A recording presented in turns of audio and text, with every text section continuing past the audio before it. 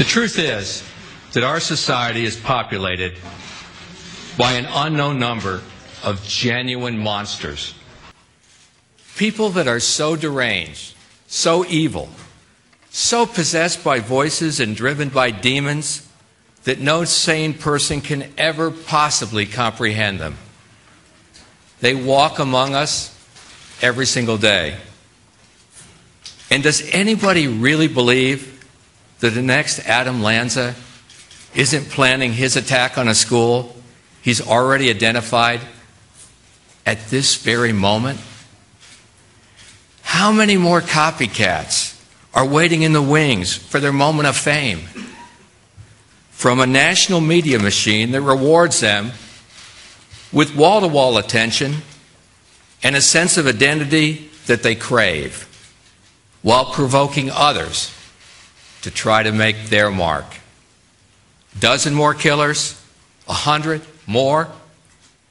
How can we possibly even guess how many, given our nation's refusal to create an active national database of the mentally ill?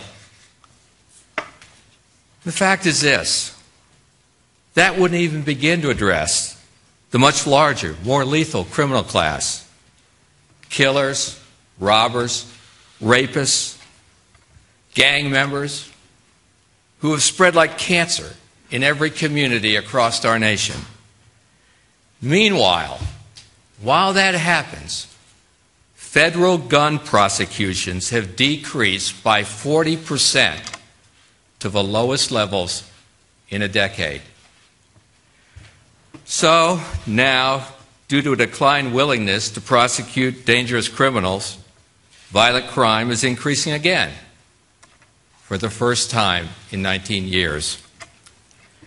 Add another hurricane, terrorist attack, or some other natural or man-made disaster, and you've got a recipe for a national nightmare of violence and victimization.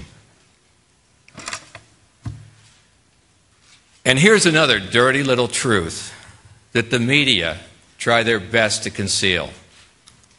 There exists in this country, sadly, a callous, corrupt, and corrupting shadow industry that sells and stows violence against its own people through vicious, violent video games with names like Bulletstorm, Grand Theft Auto, Mortal Kombat, and Splatterhouse. And here's one. It's called Kindergarten Killers. It's been online for 10 years. How come my research staff can find it and all of yours couldn't or didn't want anyone to know you had found it?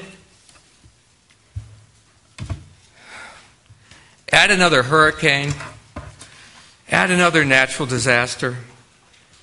I mean, we have blood-soaked films out there like American Psycho, Natural Born Killers, that are aired like propaganda loops on splatter days and every single day.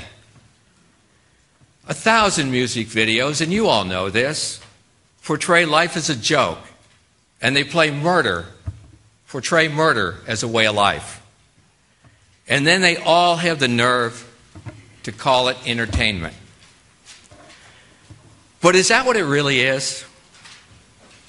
Isn't fantasizing about killing people as a way to get your kicks really the filthiest form of pornography?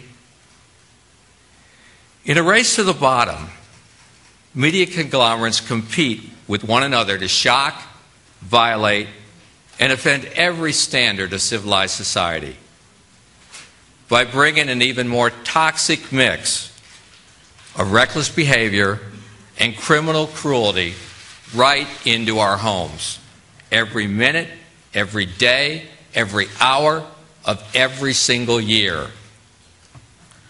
A child growing up in America today witnesses 16,000 murders and 200,000 acts of violence by the time he or she reaches the ripe old age of 18. And throughout it all, too many in the national media, their corporate owners, and their stockholders act as silent enablers, if not complicit co-conspirators. Rather than face their own moral failings, the media demonize gun owners.